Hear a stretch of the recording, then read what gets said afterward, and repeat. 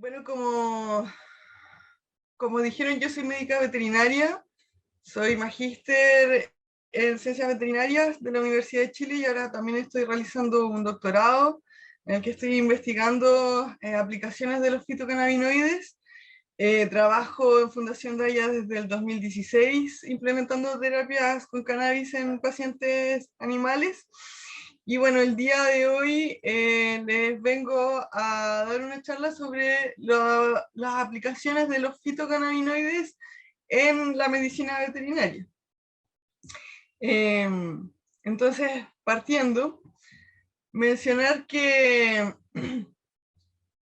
las terapias con cannabis han sido utilizadas durante miles de años por diferentes culturas, eh, y que producto de una fuerte prohibición quedaron relegadas, pero que nuevamente han ido tomando impulso y un auge a partir de un descubrimiento sumamente relevante que se realizó en los años 90, concretamente en el año 92, y fue el descubrimiento de un cannabinoide endógeno, o sea que fisiológicamente producimos, tanto humanos como animales, llamado anandamida.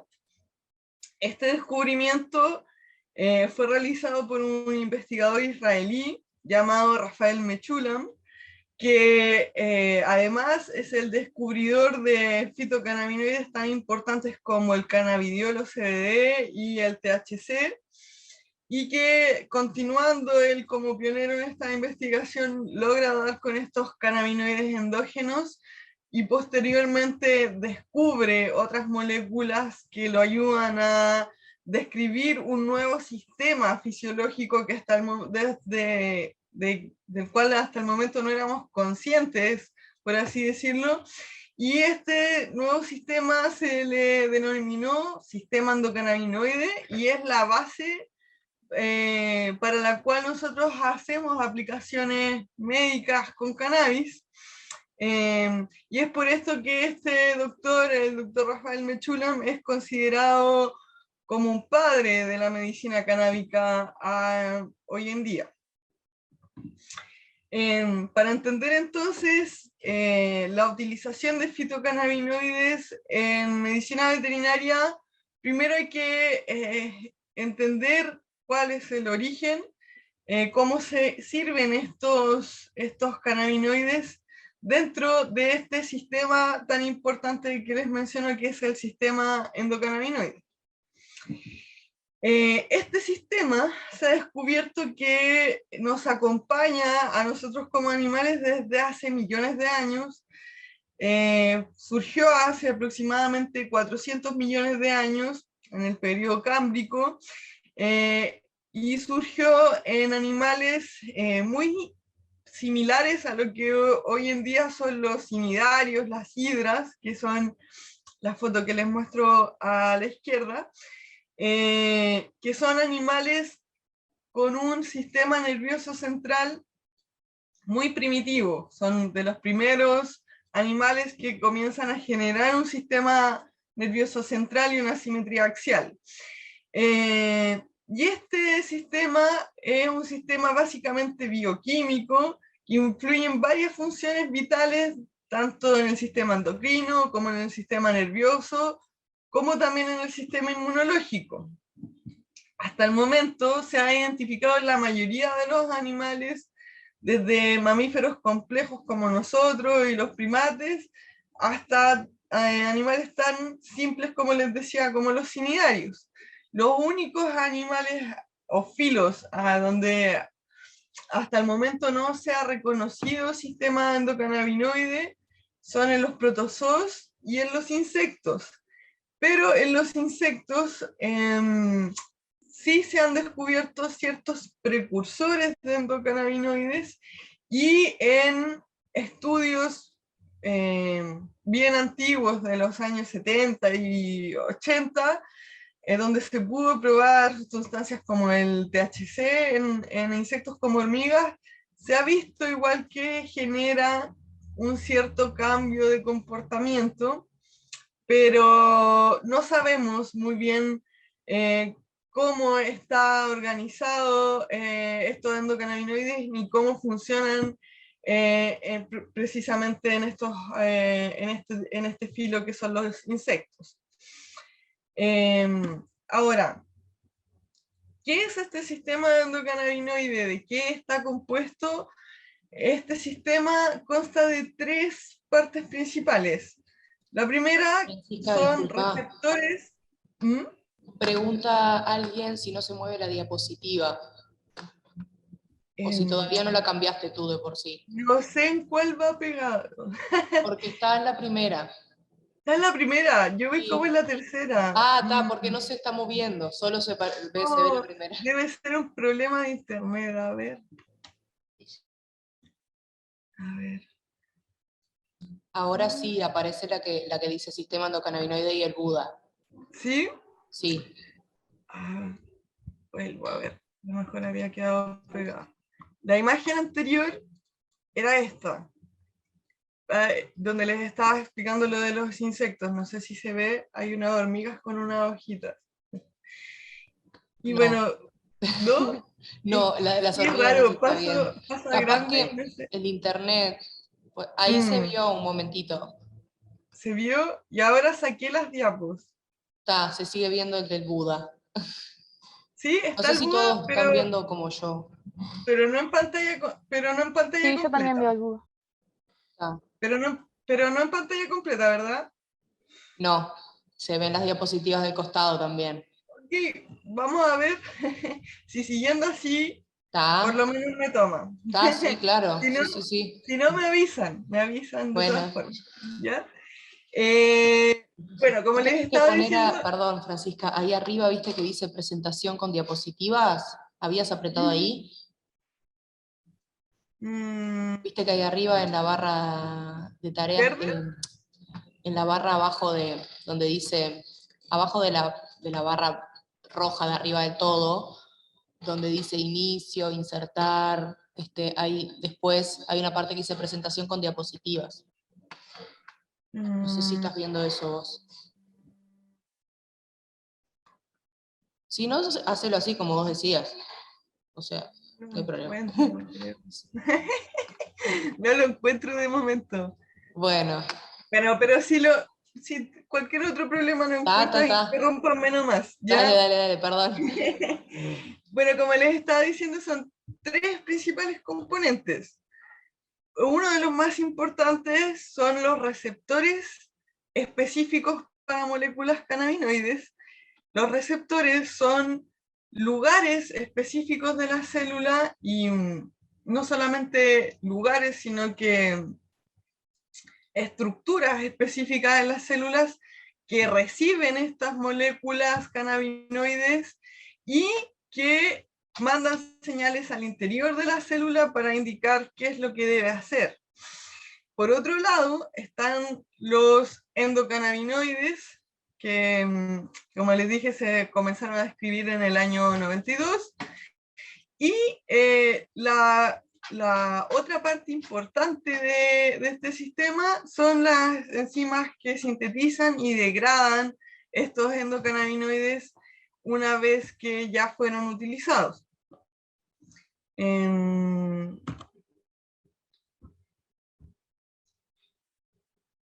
en cuanto a los receptores, los principales receptores cannabinoides son dos: el receptor cannabinoide 1 y el receptor cannabinoide 2, o CB1 y CB2, que son receptores ligados a proteína G, son receptores de membrana que funcionan en base a amplificación de señales, como les dije, por medio del AMP cíclico. Aparte de estos dos receptores, existen otros receptores que se han identificado que también se ligan a los endocannabinoides, como los receptores de potencial transitorio valinoide, que tienen mucho que ver con las sensaciones, como las sensaciones de calor, y con el manejo del dolor. Y otro tipo de receptores como los receptores GPR55, que son una familia de receptores huérfanos de los que hasta el momento no se sabía exactamente cuál era su función. También son receptores muy similares a los receptores cannabinoides acoplados a proteína G con dominio en la membrana. Y este receptor GPR55 hasta el momento se postula como un tercer receptor cannabinoide. Entonces no solo la función de los endocannabinoides es específica de estos receptores CB1 y CB2, sino que hay varios otros receptores donde también se ligan, unos que se está viendo que podrían ser incluso considerados receptores cannabinoides propiamente tal, y receptores que no solo son para moléculas cannabinoides como los TRPV, incluso otros receptores como los serotoninérgicos, los GABAérgicos, los opioides.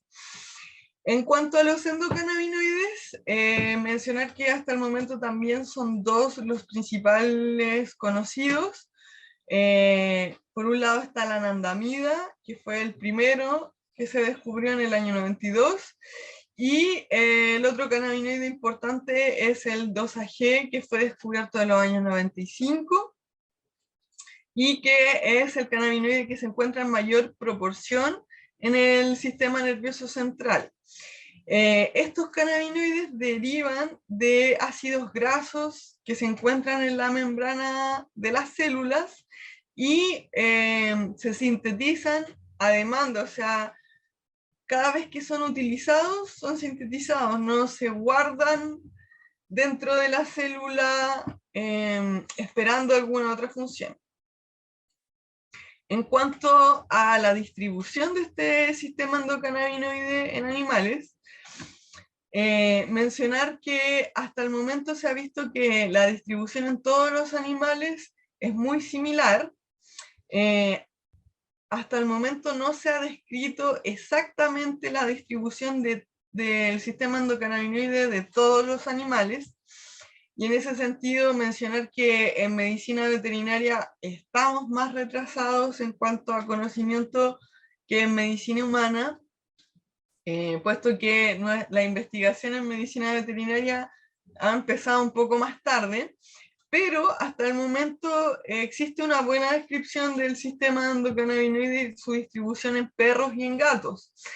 Se sabe que poseen receptores, como les dije, en una distribución muy similar a la de nosotros, con algunas diferencias, por ejemplo, en perros, donde se ha visto que ciertos receptores, como los receptores cannabinoides CB1, se encuentran más expresados en ciertas áreas del sistema nervioso central, pero también se ha visto que, al igual que nosotros, tienen múltiples localizaciones estos receptores, como el tracto gastrointestinal, incluso la piel. Yendo ya específicamente a la distribución de cada receptor, el receptor cannabinoide 1 se ha visto que se expresa principalmente en el sistema nervioso central y periférico. Está expresado de forma elevada en zonas del cerebro como el hipocampo, los ganglios basales, el córtex y el cerebelo. Y sobre todo en perros, los receptores CB1 se encuentran muy altamente expresados en los ganglios basales y en el cerebelo, que son áreas que están ligadas a la coordinación motora. Por lo tanto, en casos de intoxicación, cuando se consumen muy altas dosis de cannabinoides como THC, por ejemplo, se pueden observar efectos adversos en perros que tienden a ser mucho más drásticos a nivel motor. Se tiende a observar ataxia, por ejemplo, y una ataxia que es bastante grave, que es la ataxia estática. Por otro lado, mencionar que el receptor cannabinoide CB1 es uno de los receptores más ampliamente distribuidos por el organismo. Se encuentra prácticamente en todos los tejidos, desde nuestros adipocitos, el hígado, el páncreas, el pulmón, la musculatura, los vasos sanguíneos, nuestros órganos reproductivos. De verdad, en muchos tejidos está muy ampliamente distribuido y es por eso que también ejerce funciones metabólicas, por ejemplo. El receptor CB2 tiene una distribución principalmente en el sistema inmune, en células como linfocitos, macrófagos, monocitos, linfocitos, y también se encuentra ubicado en zonas que son responsables de la producción de estas células del sistema inmune, como lo es la médula ósea. Por lo tanto, no solo los cannabinoides al activar estos receptores ejercen funciones, por ejemplo, antiinflamatorias, sino que también pueden modular la producción de estas células cumpliendo funciones inmunomoduladoras. Es esta amplia entonces distribución de estos receptores, tanto CB1 principalmente, pero también CB2, que aparte de la distribución en el sistema inmune, también se le ha visto ligado a ciertos órganos como el páncreas y el hígado, es lo que hace que este sistema endocannabinoide cumpla tantas funciones fisiológicas, desde neuroprotección, funciones en la moderación del comportamiento, en el apetito, en el metabolismo, en la modulación de la analgesia, en la inflamación, y lo que genera también que los fitocannabinoides puedan generar efectos farmacológicos tan diversos. En cuanto al funcionamiento de este sistema endocannabinoide, mencionar que estos receptores funcionan con estos endocannabinoides igual como llaves y cerraduras.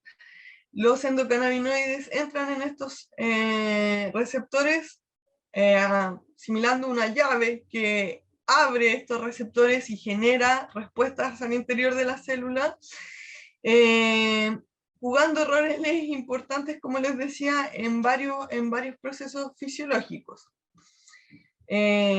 Puntualmente yendo a cómo funcionan, mencionar que el funcionamiento tiene una particularidad, y es que en la mayoría de las células, sobre todo del sistema nervioso central, existen dos tipos de células: las células presinápticas, que son las que generan los neurotransmisores, las moléculas, y las neuronas postsinápticas, que son las que reciben estos neurotransmisores activándose. El funcionamiento de este sistema endocannabinoide, de estos endocannabinoides receptores, se dice que es retrógrado porque funciona al revés de cómo funciona este flujo. Es decir, los endocannabinoides van desde la neurona postsináptica a cumplir su función a la neurona presináptica. Y esto sucede más o menos de la siguiente manera. Cuando un neurotransmisor activa una neurona postsináptica, en esta ocurren cambios aumentando el nivel de calcio intracelular. Este aumento de calcio intracelular genera una señal para que en la membrana de las células se generen estos endocannabinoides que van a ir en flujo contrario, como normalmente los neurotransmisores, hacia la neurona presináptica, a activar los receptores cannabinoides que también se encuentran en la membrana. Y cuando activan estos receptores cannabinoides, lo que se produce es una disminución de calcio a nivel intracelular en esta célula, que genera una señal para que se dejen de producir neurotransmisores. Entonces, lo que causa en general esta activación de los receptores endocannabinoides es una modulación, es una inhibición de la producción de otras moléculas, lo que va a generar en macro que se genere, por ejemplo, un efecto analgésico o una disminución de una convulsión, porque en general lo que ocurre en este tipo de procesos es que existe una sobrecarga de señales en el sistema nervioso central, y estos endocannabinoides entonces ayudan a disminuir esta sobrecarga, a modular este sistema. En cuanto ya entrando propiamente tal en los fitocannabinoides, mencionar que estos se originan principalmente de la planta de cannabis. La planta de cannabis es una planta extremadamente compleja que no solo produce estos fitocannabinoides, sino que produce cerca de 500 compuestos químicos entre alcaloides, flavonoides, terpenos, que son otras moléculas que también producen olor, el olor característico a la planta, pero que también se ha visto que tienen propiedades farmacológicas y que interactúan con los fitocannabinoides produciendo ciertas sinergias en un efecto que se llama efecto séquito. Están estos fitocannabinoides que son más de 100, a la fecha ya hay cerca de 150, todas las semanas prácticamente se descubre un cannabinoide nuevo, y estos fitocannabinoides son producidos en glándulas que se llaman tricomas. Estos tricomas se encuentran principalmente en las flores de la planta hembra, y se encuentran en mucha menos proporción en hojas, tallos y raíces. Es por eso que para hacer medicina, para crear medicina, generalmente se usan preferentemente las flores. En cuanto a los fitocannabinoides, mencionar que hasta el momento los más estudiados son el THC, que se ha descubierto que tiene capacidad psicoactiva y fue descubierto, como les dije, en el 64, y el cannabidiol o CBD, que fue descubierto en los años 40, incluso antes que el THC, pero que al no tener efecto psicoactivo no se le tomó mucha importancia hasta después de que se descubre este sistema endocannabinoide propiamente tal. También existen, como les dije, una amplia gama de otros cannabinoides, como el CBG, que es el principal precursor de otros cannabinoides como el THC y el CBD, como el CBN, que es un producto de la degradación del THC, como el THCV, el CBC, y así varios otros que se han ido descubriendo con el tiempo y que se han descubierto que además tienen propiedades farmacológicas. Puntualmente con los más conocidos, mencionar que el cannabidiol o CBD antagoniza o inhibe parcialmente la función de los receptores CB1 y CB2, los modula negativamente al receptor, principalmente al receptor CB1, lo que disminuye el efecto psicoactivo del THC. También tiene otras funciones estimulando los receptores de potencial transitorio valinoide, también estimula o agoniza los receptores de serotonina, inhibe los receptores GPR55, principalmente se ha descubierto que posee un efecto antiinflamatorio al disminuir citoquinas inflamatorias. Y una cosa importante es que interactúa con enzimas hepáticas del citocromo P450 y otros complejos enzimáticos como el MFO. Por lo tanto, hay que tener cierto cuidado con drogas como las benzodiazepinas, que se utilizan como anticonvulsivantes, porque por ejemplo estos fármacos son metabolizados por estas enzimas del citocromo P450, y se ha visto que con la utilización, por ejemplo, de CBD, estos fármacos aumentan en el torrente sanguíneo de los pacientes.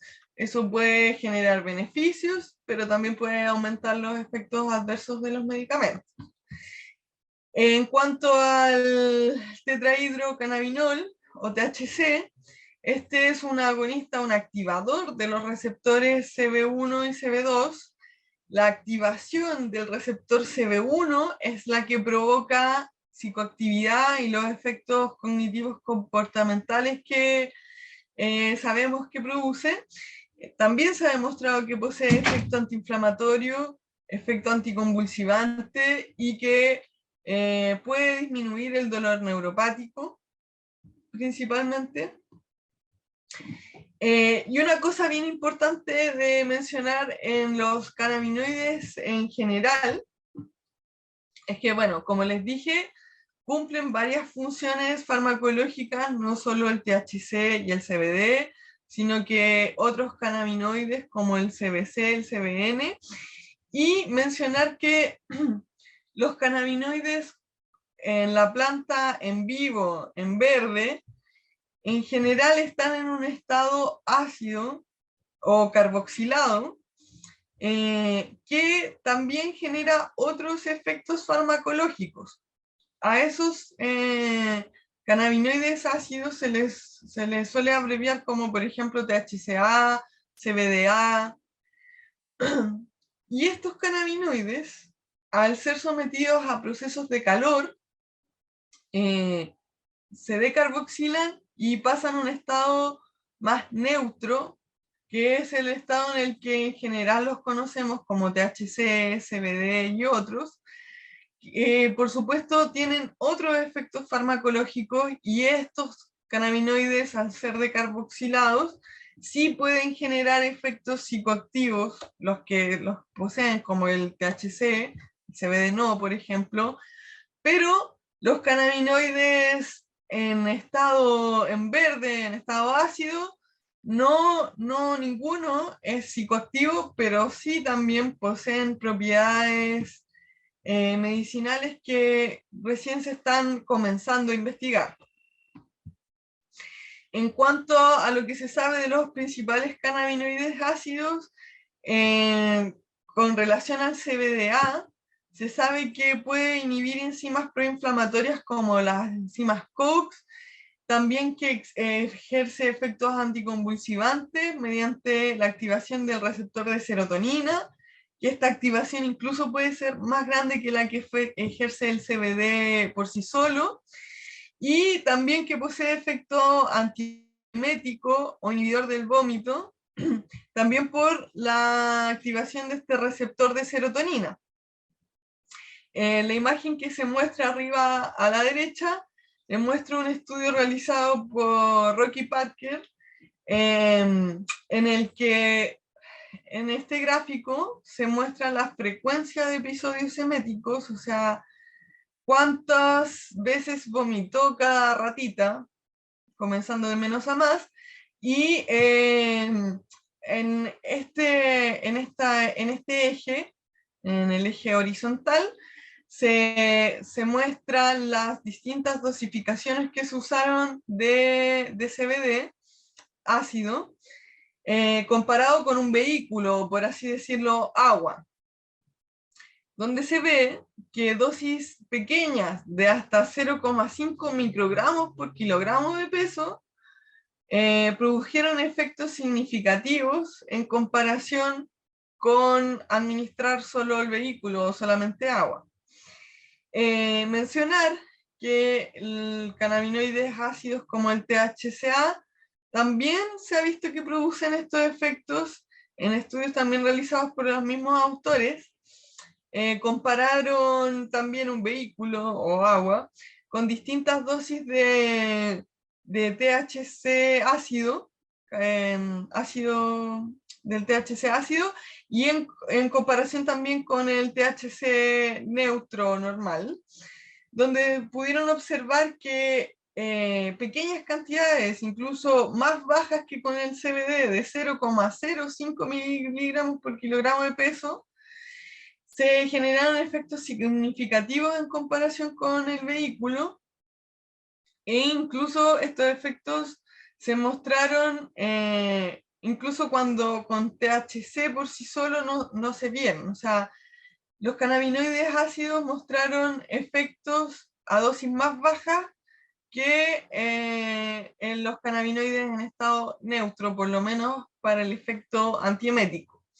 También del THCA, importante mencionar que no se ha observado efecto psicoactivo al ser ingerido por ratas y por perros en diferentes dosis.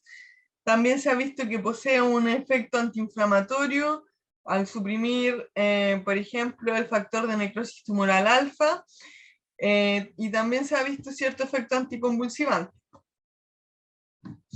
En cuanto a las vías de administración, mencionar que en humanos la principal vía de administración es la vía sublingual, ya que esta vía evita un paso por el hígado, por lo que tiene una biodisponibilidad mayor y el efecto suele comenzar antes.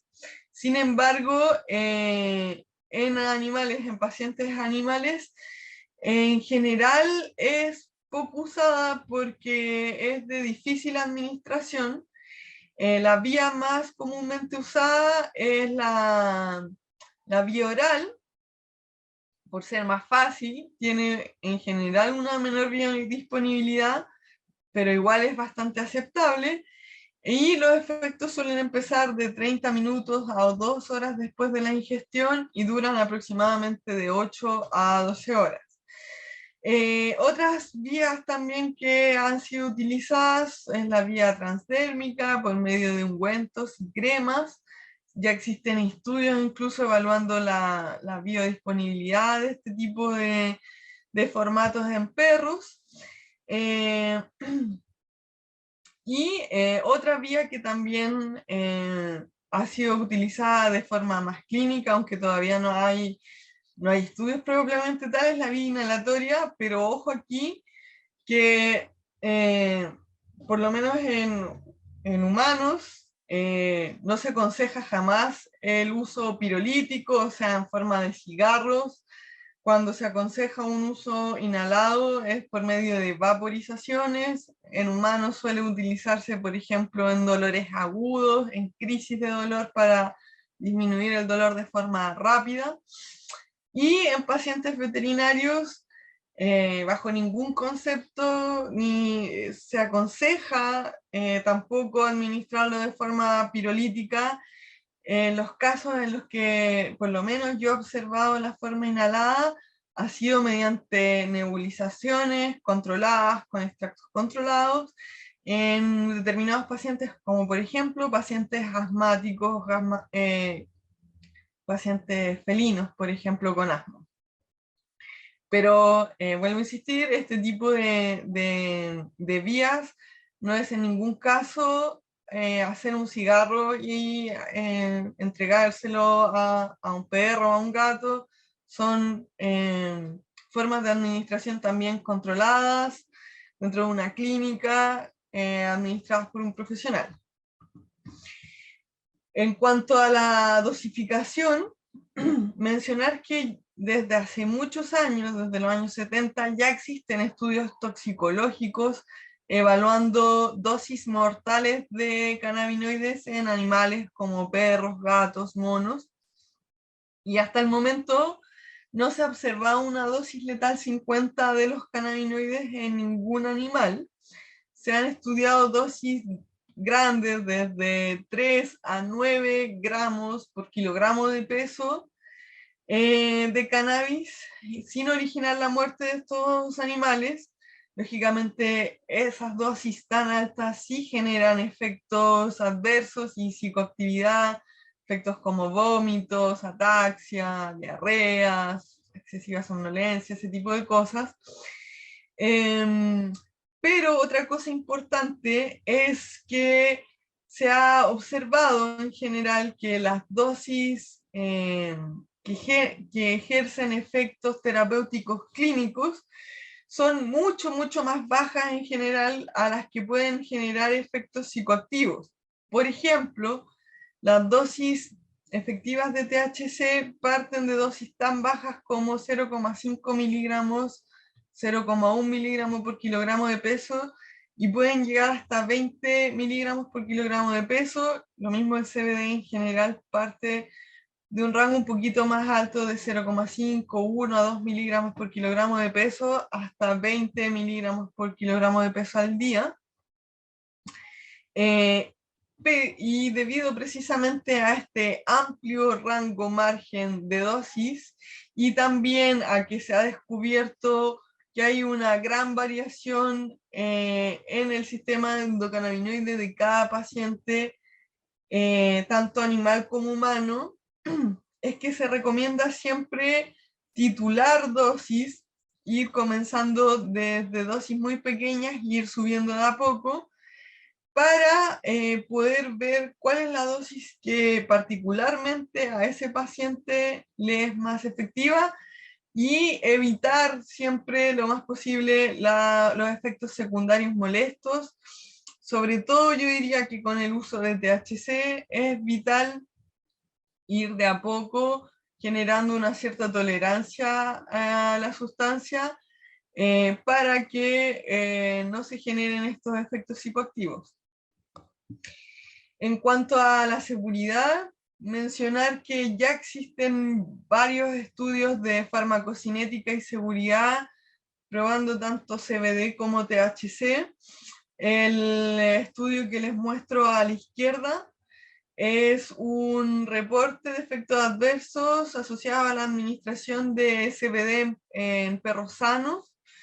En este estudio, que es del 2018, si no me equivoco, se pudo determinar la tolerabilidad entonces que presentaba el CBD en estos perros, observándose que se produjeron algunas elevaciones de la fosfatasa alcalina, una enzima hepática, pero sin asociarlo a daño hepático propiamente tal. Y todos los perros del estudio experimentaron efectos adversos como diarrea, pero leve. Y en general el CBD pareció bien tolerado en estos perros sin generar efectos adversos más molestos. Otro estudio que es más reciente, que también ha estudiado incluso la escalada de dosis de estos cannabinoides, es el estudio que les muestro más abajo a la derecha, que es un estudio preliminar de escalada de dosis de cannabis, tanto de THC como CBD, también en perros sanos, donde se pudo demostrar que el uso de CBD era tan seguro como el placebo y era más seguro que el THC en relación a los efectos adversos que causaba. De todas formas, se informaron que los efectos adversos se ocasionaron en todos los grupos, tanto CBD como THC, y que la mayoría, o el 95% de estos efectos fueron efectos muy leves, como somnolencia, exceso de salivación. Y algo muy importante es que los niveles plasmáticos de las enzimas hepáticas y bilirrubina no se vieron afectados con el THC. Sí se vieron ciertas alteraciones, al igual que en el estudio anterior de la fosfatasa alcalina con el CBD, lo que hasta el momento no quiere decir que el CBD cause daño hepático, ni mucho menos, simplemente que hay que tener un poco más de cuidado, sobre todo cuando se administra en pacientes que ya presentan alguna patología, por ejemplo, hepática, o en pacientes que están siendo medicados con más de un medicamento. Ya yendo propiamente tal a las aplicaciones medicinales del THC y el CBD, mencionar que tanto THC como CBD han demostrado ser efectivos para aliviar el dolor crónico, para ser ocupados como paliativo en pacientes oncológicos, disminuyendo convulsiones, en el alivio de dermatitis, en glaucoma, en diabetes, en asma, en enfermedades autoinmunes como lupus, pénfigo, inflamación intestinal. Y si bien es cierto, no existen estudios hasta ahora, sí hay reportes de casos clínicos en enfermedades como distemper y virus de la inmunodeficiencia felina. Ya yendo propiamente tal a las propiedades de los cannabinoides, mencionar que en el manejo de dolor es donde hasta el momento más existe mayor información desde el punto de vista veterinario, pues ya existen varios estudios probando la efectividad de THC y de CBD en perros, sobre todo con osteoartritis. Incluso existen estudios preclínicos, como este que se generó el año pasado, en donde se estudió las propiedades antiinflamatorias e inmunomoduladoras del CBD en células inmunitarias de perro, pudiendo observar que el CBD redujo efectivamente en la interleuquina 6 y el factor de necrosis tumoral alfa, que están relacionados a procesos inflamatorios, así como las enzimas COX-2 y NF-kappa beta, que también están relacionados con procesos inflamatorios. En cuanto a estudios clínicos, con CBD ya existen varios estudios clínicos, algunos que incluso incorporan estudios de farmacocinética y seguridad dentro del estudio clínico para evaluar la efectividad del CBD. Los primeros son del año 2018 y de a poco han ido saliendo más. En general, se han evaluado dosis de 2 hasta 10 miligramos por kilogramo de peso cada 12 horas, observando buenos resultados para aumentar la comodidad y la movilidad de perros con osteoartritis.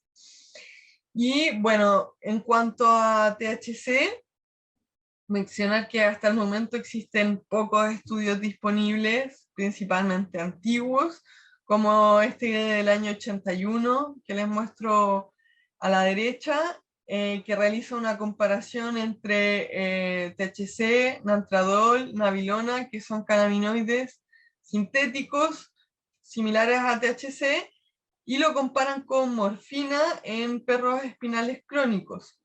En este estudio se pudo observar que las dosis únicas de THC, de nantradol y de nabilona fueron efectivos para disminuir el dolor en estos animales, expresado en una depresión de los reflejos del flexor y de la piel, y que tuvieron un efecto calmante similar al de la morfina, pero sin generar un descenso en la temperatura que sí generaba la morfina. En cuanto a convulsiones, el principal estudio que existe hasta ahora es principalmente en perros, fue desarrollado en el año 2019, es un estudio de alta evidencia científica, o sea, es un estudio controlado, aleatorizado, de los que cumplen con los más altos estándares de investigación, por así decirlo. Y este estudio fue para probar la administración de CBD o cannabidiol en pacientes con epilepsia idiopática, que además estaban con otros fármacos antiepilépticos convencionales. Se pudo observar en este estudio que los perros del grupo CBD tuvieron una reducción significativa en la frecuencia de las crisis de al menos un 33% en comparación con el grupo placebo. Pero sin embargo, este estudio igual concluye que es necesaria más investigación, porque no hubieron diferencias muy significativas entre el grupo control y el grupo placebo. También, en cuanto a cannabis en general y cannabis con THC, mencionar que existe un estudio bastante interesante del 2018 que evalúa la susceptibilidad especie específica del cannabis para inducir convulsiones. Esto porque en modelos de ratón se ha observado que el THC no solo ejerce efecto anticonvulsivante, sino que también en determinados casos puede ser proconvulsivante, o sea, activar convulsiones.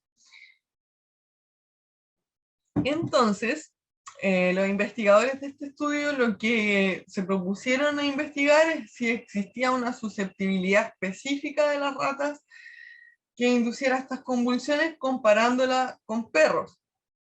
Fue un estudio largo de 52 semanas en el que se evaluó la exposición por lo mismo prolongada a un extracto de cannabis que contenía tanto THC como CBD.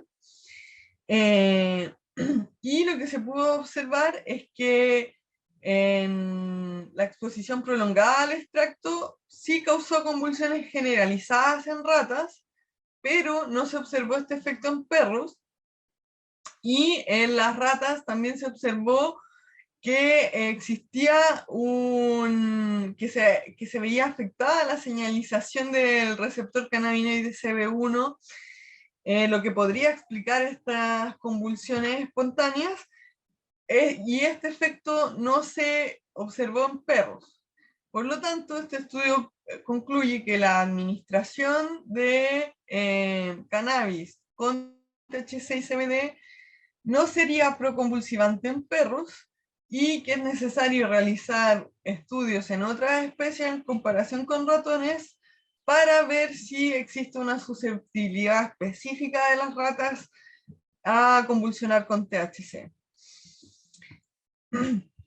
En cuanto a reportes clínicos y estudios con THC, mencionar que con la doctora Silvia Rau de la Universidad Mayor generamos un estudio preliminar de la respuesta clínica a un extracto de cannabis que era alto en THC en perros con epilepsia refractaria. Este estudio fue mediante una encuesta retrospectiva a pacientes que presentaban convulsiones, pero que además estaban en tratamiento con otros fármacos.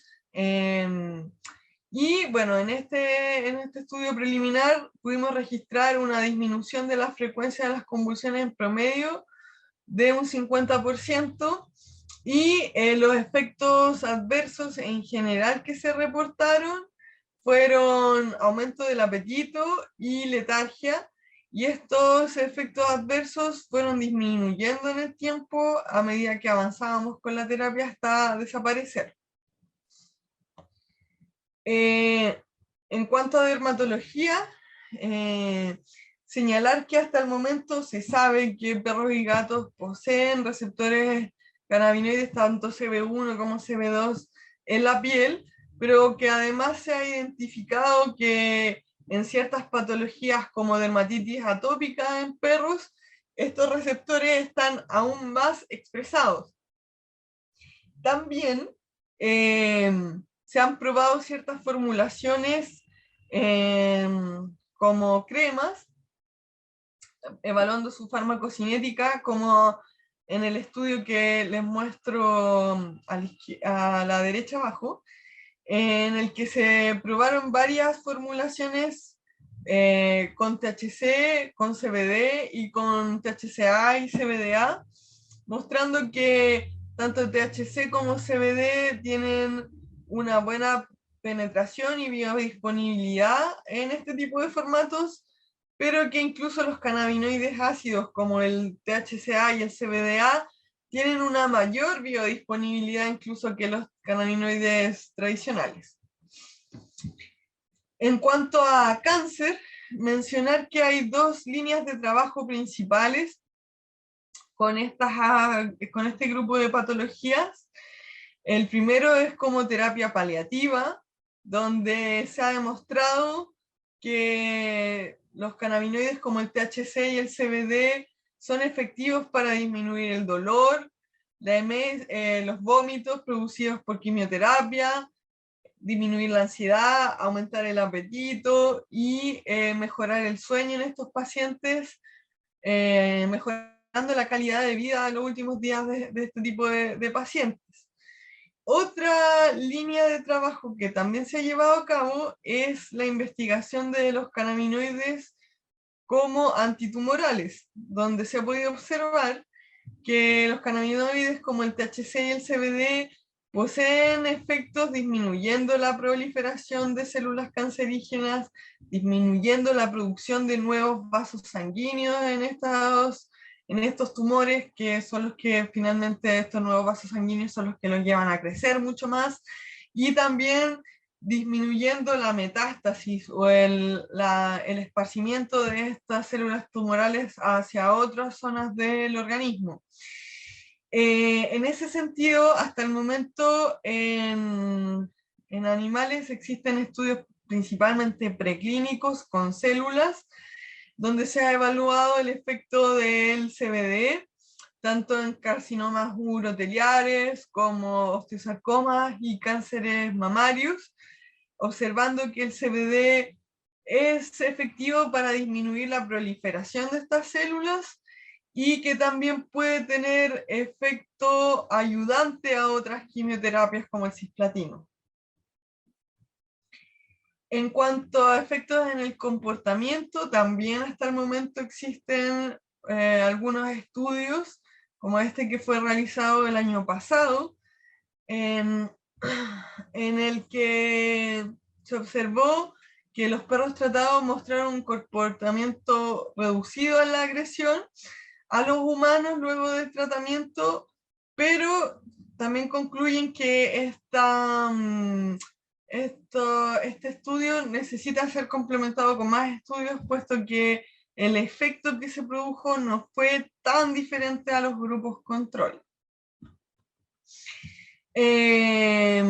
Y también existen encuestas que se han realizado a médicos veterinarios en distintos países, en países donde está regulado y en países donde aún no está regulado el uso veterinario, como en Estados Unidos,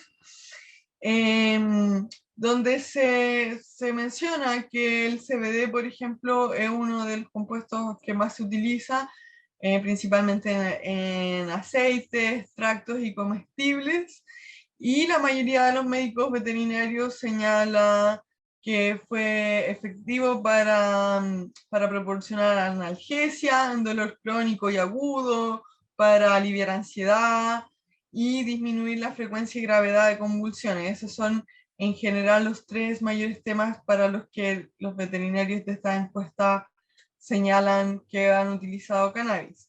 Y por lo menos en Estados Unidos sucede algo que también se produce en muchos países de Latinoamérica, como acá en Chile, donde el uso de las terapias con cannabis todavía no está totalmente regulado, es permitido, pero no está totalmente regulado, como afortunadamente allá en Uruguay.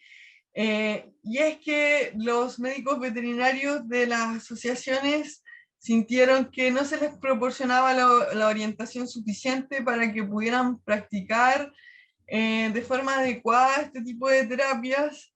Y es algo que por lo menos yo acá en Chile también veo mucho. Recién recién un diplomado que se está ejerciendo en una universidad que está hablando de estos temas, pero a nivel de formación universitaria o de gremios de veterinarios existe muy poca información todavía al respecto. Lo que sí es que la información ha ido aumentando progresivamente. Cada año surgen más investigaciones en el ámbito veterinario. Falta mucho todavía por descubrir, pero ya hemos llegado a un nivel tal que incluso existen revisiones del uso de cannabis en medicina veterinaria, compilaciones de todos los usos e investigaciones que se le han ido dando, como el que muestro a la derecha de abajo, y que les invito también a que, si les interese, es una buena manera de comenzar a interiorizarse en estos temas, buscar este tipo de revisiones. Y ahora, bueno, les voy a mostrar dos casos clínicos de pacientes en Chile. Uno, a ver si puedo agrandar. Es el caso de Mía Pascal. Este caso está publicado en la revista Remedet, una revista especial que se hizo para el Congreso VetCan del año pasado.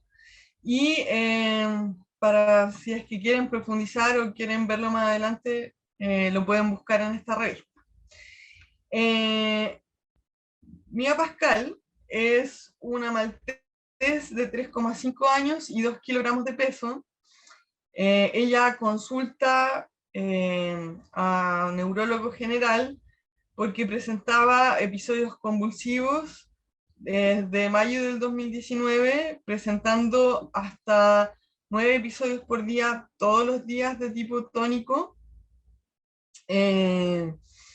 También se destacaba en su examen clínico una marcha muy hipermétrica, espasticidad a los 4 miembros y dolor cervical inespecífico. El neurólogo en ese momento sospecha de un síndrome cerebelar, por lo que pide una resonancia magnética. Esta resonancia magnética revela una malformación de Chiari e hidrocefalia. Y bueno, desde este diagnóstico está en tratamiento con pregabalina, acetazolamida, omeprazol y prednisona. Y con este régimen de tratamiento se mantuvo presentando un episodio de convulsión de corta duración cada 2 días aproximadamente, pero continuaba presentando dolor cervical y una marcada marcha hipermétrica. Comienza tratamiento complementario con cannabis en julio del 2019 con un preparado de cannabis alto en THC. Realizamos una titulación de dosis comenzando con 0,5 miligramos totales cada 24 horas hasta llegar a su dosis efectiva de 1,5 miligramos totales cada 12 horas por vía oral, mientras continuaba con su tratamiento instaurado previamente. Desde que comienza el tratamiento, presentó un episodio de convulsión de tipo tónico de corta duración en noviembre del 2019, sin volver a presentar más episodios hasta la actualidad. Hasta ayer que consulté a la doña, continuaba sin convulsionar. Disminuyeron notablemente los signos de dolor cervical, los signos no se de marcha mueve la hipermétrica. diapositiva, perdón. ¿No se ve? Se ve la que dice, ahí se movió. ¿Ahí se ve? Ahí ya. Sí, creo que así sí funciona. Como les estaba diciendo, no ha vuelto a convulsionar. Además, disminuyó su dolor cervical, su marcha hipermétrica y ha mejorado notablemente su desplazamiento. Hasta el momento, sus cuidadores no refieren efectos adversos de este extracto de cannabis, y el neurólogo de cabecera decidió retirar la prednisona en agosto del 2019 sin presentar agravamiento en su condición, por lo cual hasta el momento se mantiene con la misma dosis del extracto. Lamentablemente no tengo fotos, o sea, videos de Mía Pascal antes, pero sí tengo un videito de ella ahora que está en terapia. ¿Qué quieres? Y ¿Qué quieres? les puedo asegurar que ella no era capaz de saltar, con mucha dificultad caminaba. En la actualidad corre, salta, incluso le hace estas gracias a la doña subiéndose encima de la mesita.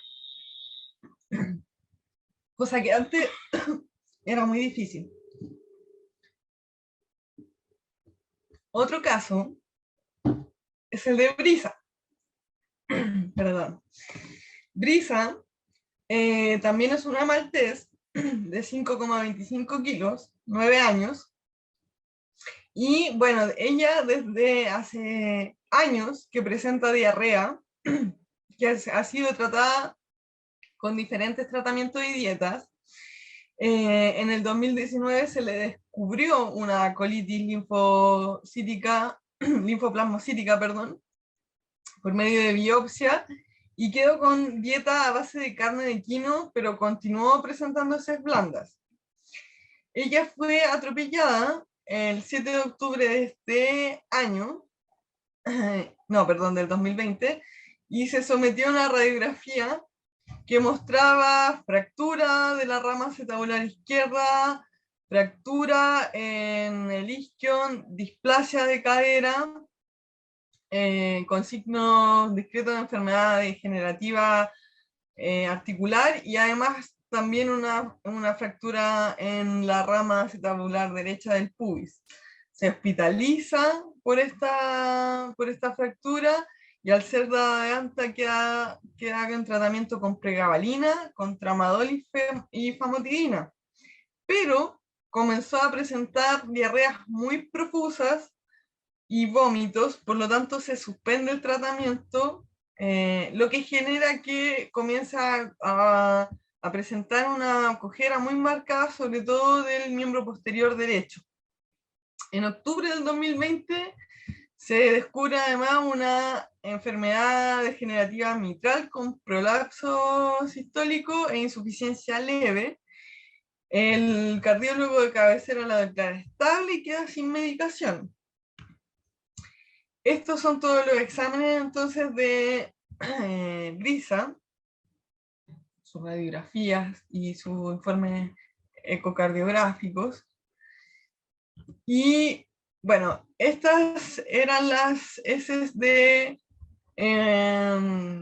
Brisa. Las de arriba en general son heces de su día a día, y las de abajo eran ya con este régimen de medicamentos con los que la habían dejado.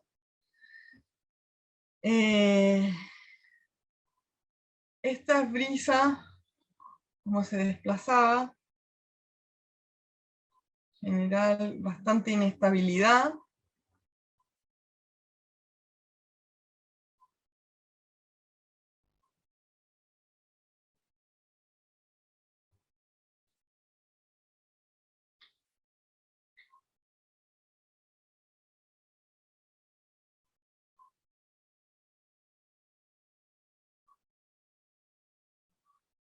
Se ve en general que tiene una marcha bastante inestable, que le cuesta bastante moverse. Brisa comienza tratamiento en noviembre del año pasado con un preparado equilibrado THC-CBD. Comienza con 0,1 miligramos por kilogramo de peso cada 8 horas de cada compuesto, pero presenta somnolencia y ataxia leve. Por lo tanto, se decide modificar su dosis a 0,1 miligramo cada 24 horas, pero continúa presentando esta somnolencia excesiva. Además, en enero del 2021,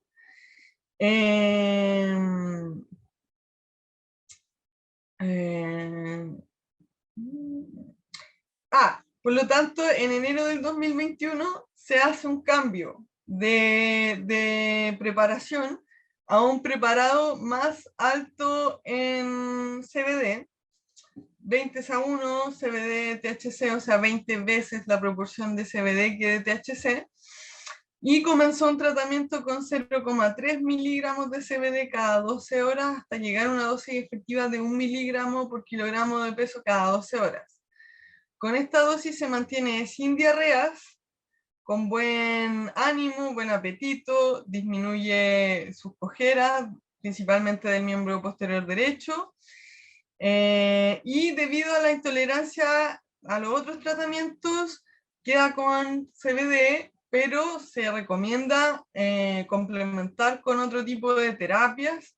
Se recomienda fisioterapia semanal.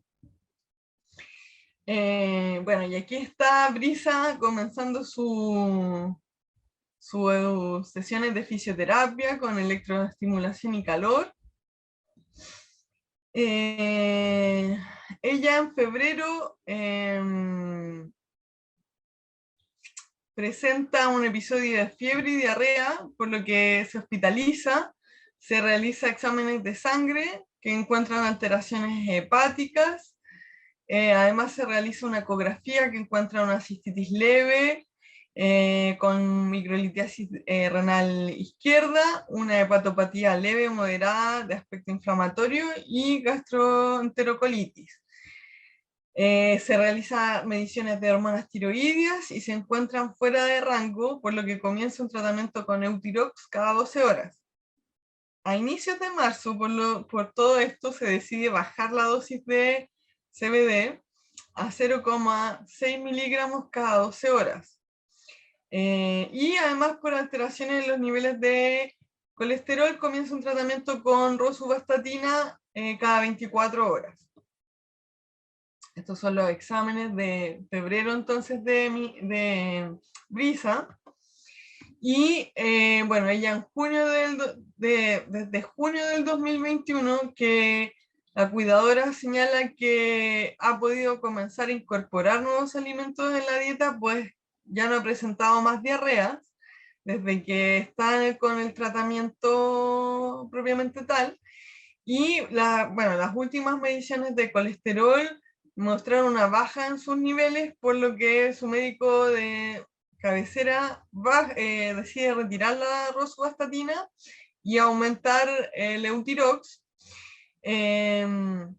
La cuidadora además señala que desde octubre ha podido sumar a la dieta salmón, champiñones, quinoa, zapallo, huevos, manzana, cosas que anteriormente no toleraba bajo ningún punto de vista. Y además en octubre la doña señala que ha vuelto a observar algunas recidivas, por lo tanto se decide aumentar nuevamente la dosis de cannabidiol a 1 miligramo cada 12 horas. Y con este régimen disminuye su cojera y aumenta su movilidad. Además, señalar que a principios de octubre se volvió a tomar exámenes de perfil y hemograma que mostraban las enzimas hepáticas dentro de rango, por lo tanto, también eso nos dio pie para aumentar su dosificación. Y bueno, el último episodio de diarrea fue en febrero, hasta la actualidad no ha presentado más episodios y continúa con sesiones de fisiatría. Esta es Brisa entonces haciendo trabajo en piscina, muy contenta ella de, de poder estar haciendo esos ejercicios. Y bueno, estas son las heces de Brisa en la actualidad, completamente firmes. Y este es un video de ella desplazándose, donde vemos que mejora notablemente la estabilidad y disminuye bastante su cojera.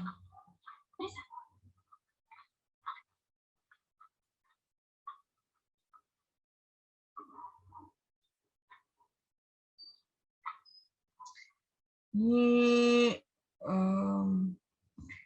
bueno, en este video también está como haciendo unas gracias a su cuidadora, pero lo más importante es lo que ocurre al último, que ella siente un ruido y sale, pero inmediatamente volando a atender el ruido. La cuidadora me señalaba que antes de la terapia era imposible, le costaba mucho ponerse de pie, lograr una buena estabilidad, que no era capaz de correr, cosa que se ve en los primeros videos. Bueno, esa ha sido mi presentación. Muchas gracias por la atención. Me disculpan por los problemas técnicos. Les dejo mi correo de todas formas por si alguna duda que no se alcance a responder aquí o les surge alguna duda más adelante. Nada, agradecer nuevamente a la organización de MECAN por permitir exponer el día de hoy. Bueno, Francisca, muchísimas gracias. Estuvieron preguntando un par de personas si las diapositivas van a quedar disponibles.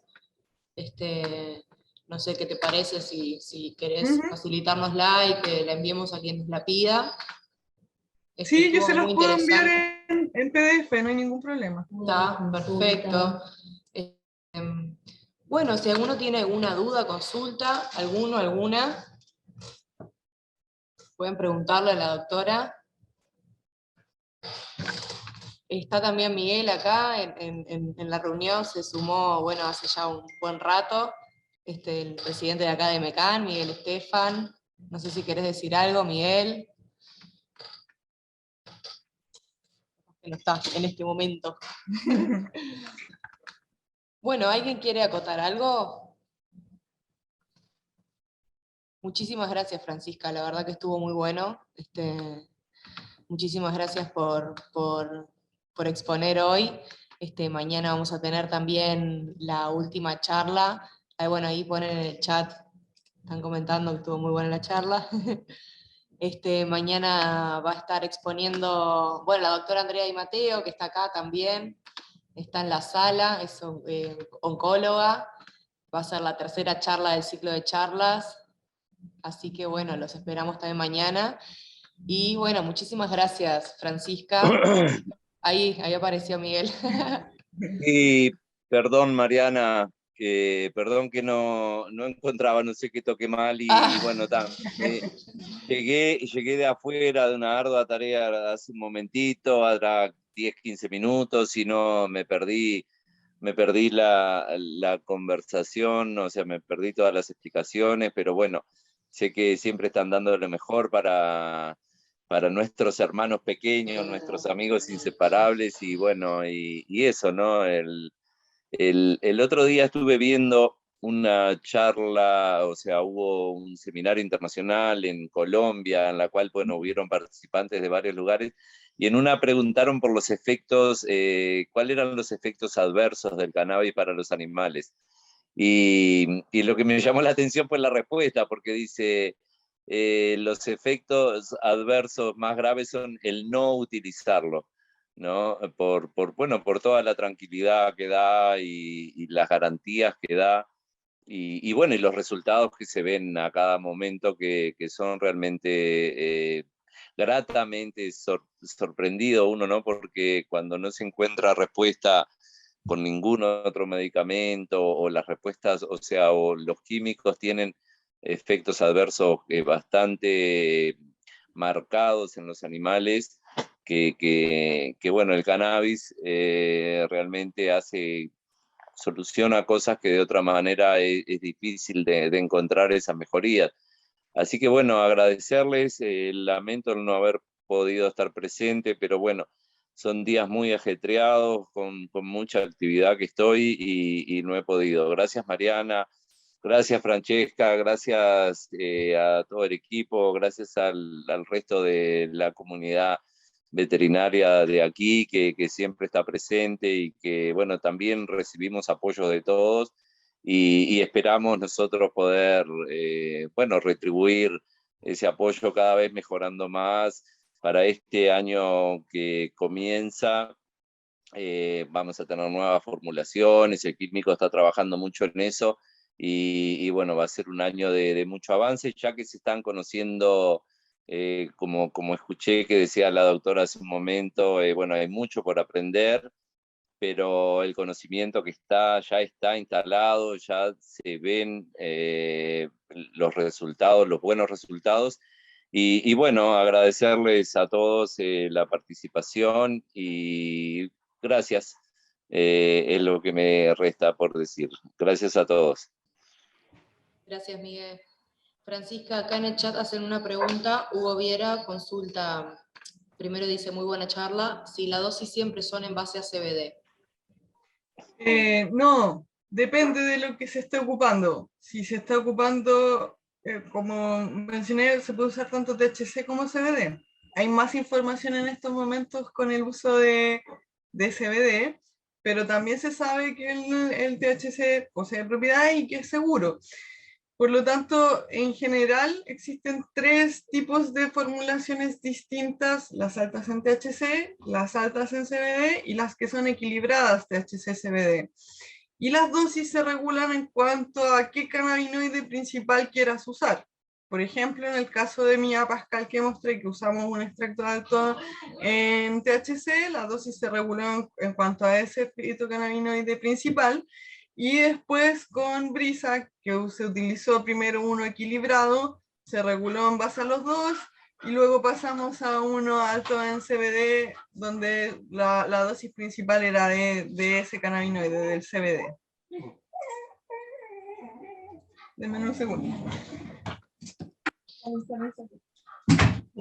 Tengo una bestia aquí. Bueno, Hugo dice muchas gracias.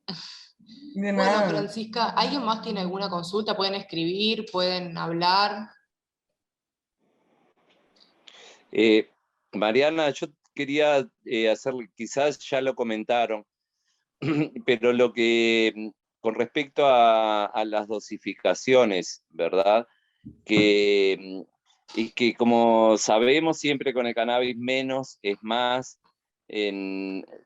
Según mi humilde entender, digo, los perros sobre todo tienen muchísima más cantidad de receptores cannabinoides que nosotros los humanos, y, y cómo depende la dosificación, ¿no? De que determinado animal necesita, qué sé yo, 5 miligramos día, y otro con las mismas características, con una misma patología, puede necesitar uno.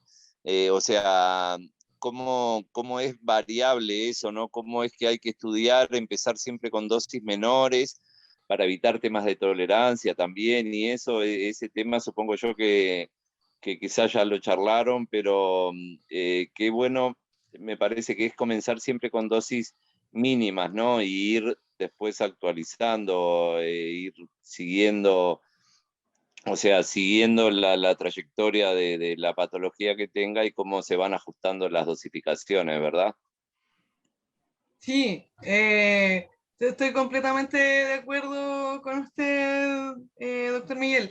Em, También en los animales hay dos cosas. Se ha descubierto que existen variaciones genéticas de distintos, o sea, que cada sistema endocannabinoide es particular en cada paciente por variaciones genéticas y otros, y que además el rango de dosis que se puede usar es muy amplio. Entonces, es vital para poder encontrar qué dosis funciona en qué paciente, hacer esa titulación, ir lentamente probando desde dosis bajas hasta dosis altas para ver con cuál es el mejor efecto en el paciente en definitiva. Y también, como mencioné en la charla, yo que ocupo THC también harto, encuentro que es vital dar el tiempo a generar tolerancia a la dosis que se está ocupando. O sea, con el CBD, por ejemplo, se puede ir haciendo escaladas de forma rápida, un día, cada 2 días, cada 3 días, cada 4 días, pero con el THC yo diría que por lo menos con una dosis para que se acostumbre bien, debería estar 4, 5, 7 días el paciente y después ir probando otra dosificación. Entonces, esas cosas son súper importantes para que los profesionales podamos llevar tratamientos que no generen molestia en los pacientes, y que los cuidadores tampoco se asusten, porque las terapias con cannabis han demostrado ser bastante seguras. Entonces, hay, hay muchas posibilidades de uso.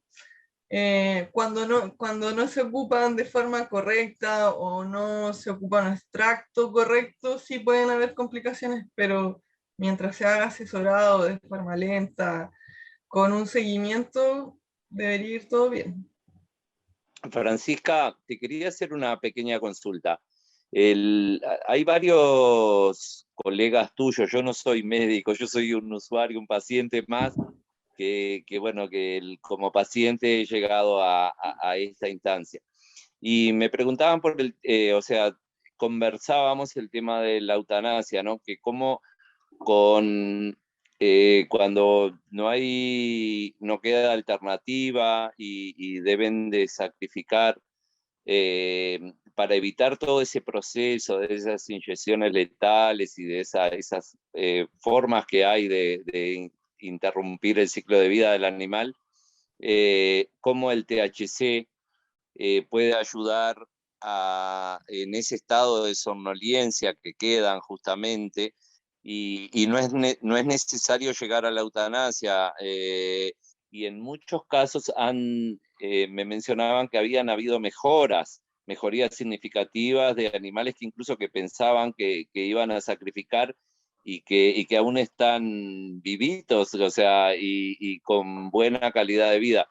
O sea que el THC ahí en esos casos podría llevar, o sea, no ser tan drástico en interrumpir la vida, sino que dejar que ellos mueran en sueño prácticamente, porque quedan con una somnolencia importante y bueno, y me parece que es mucho más humano, ¿no? La forma de inducir ese último tiempo de vida que le queda al animal y bueno, y la vida dirá qué es lo que sucede, si fallece o no, pero se evita todo ese proceso de tener que decidir la muerte del animal, ¿no? No sé si tú tenés algún conocimiento a ese respecto.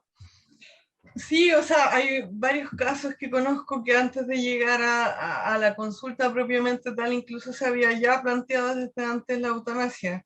Creo que en ese sentido el cannabis es una herramienta muy, muy importante porque hay muchas enfermedades donde no hay mucho arsenal terapéutico, o sea, no hay muchos medicamentos a los que podamos hacer mano. Por ejemplo, pacientes convulsivos, refractarios ya a 1, 2, 3 medicamentos y que la gente ya no sabe qué hacer. Son pacientes que muchas veces convulsionan todos los días, muchas veces al día, o pacientes con hernias discales muy complejas que también quedan postrados y así. Entonces el cannabis en ese sentido es poder otorgar otro tratamiento más que hasta el momento se ha visto que tiene bastante efectividad ahí donde los otros tratamientos no han hecho el suficiente efecto. Y hemos podido sacar de pacientes que estaban muy mal a un nivel en el que mejoraron completamente su calidad de vida y ya no se considera para nada la eutanasia. También me ha pasado con pacientes oncológicos en donde hemos podido extender bastante más su calidad de vida. Lo mismo que dice usted, de incluso poder llevar una terapia paliativa en la que el paciente fallece de forma tranquila en su casa con sus cuidadores. Aunque también he visto casos muy, muy graves en los que sí hay que considerar la eutanasia, pero los tratamientos de cannabis fueron fundamentales para otorgar mayor calidad de vida, para que estuviera más cómodo en los últimos momentos. O sea, yo creo que muchas veces las eutanasias son evitables. Llegan algunos procesos en algunas enfermedades como cáncer terminal que se puede decidir o no si se sigue adelante, pero que también el cannabis es una muy buena herramienta para lograr que el paciente esté más cómodo y la familia esté más tranquila, que Claro. es súper importante. Bueno, muchísimas gracias, Francisca, por tu aporte, por tu tiempo y bueno, estaremos en contacto. Esperemos que se solucione esto y que podamos viajar a Chile próximamente, que irán a surgir de nuevo esos hermosos talleres y esos seminarios que se daban que se están extrañando. Muchas gracias, Sí, Francisca. estamos Y bueno, trabajando, prontamente esperamos poder crear otro seminario, ojalá el próximo año, y ahí por supuesto que van a estar invitados. Agradezco mucho la invitación ahora, nada, les dejo un abrazo grande a todos. Bueno, muchas gracias. gracias, Francisca. Muchas Gracias, gracias. Miguel. Gracias a todos. Nos vemos mañana. Gracias. Chau, Chao. chau.